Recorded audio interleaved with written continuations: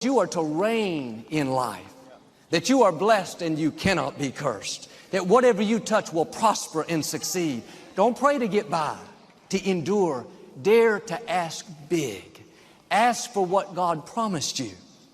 The medical report may not look good. That's okay. There's another report. God, you said you would restore health back into me. You said the number of my days you will fulfill. Maybe you've gone through a disappointment, a bad break. Don't pray, God, help me to deal with this loneliness. God, help me to put up with this depression. That's a slave mentality. Turn it around. God, you said you would give me beauty for these ashes, joy for this morning, that you would pay me back double for this unfair situation. Or your dream may look impossible. You don't see how it could work out.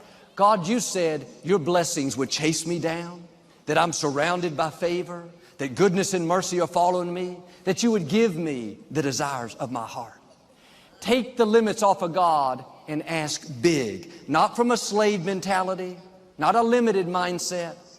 Don't ask God to help you function better in your dysfunction. Ask Him for your dreams. Ask Him for new levels. Ask Him for explosive blessings. Ask Him to propel you into your purpose.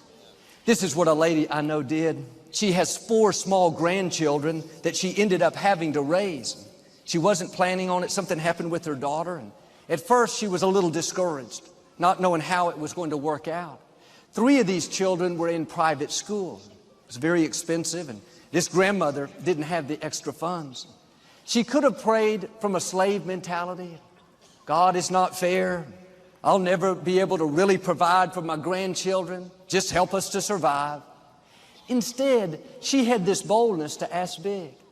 She said, God, I don't have the funds to keep my grandchildren in private school, but I know you own it all. You're a God of abundance. God, I'm asking you to make a way, even though I don't see how it could ever happen.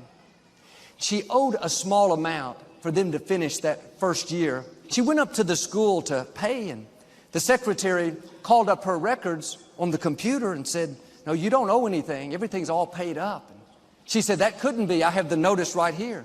This says that I owe this amount. Secretary turned the monitor around and said, no, ma'am.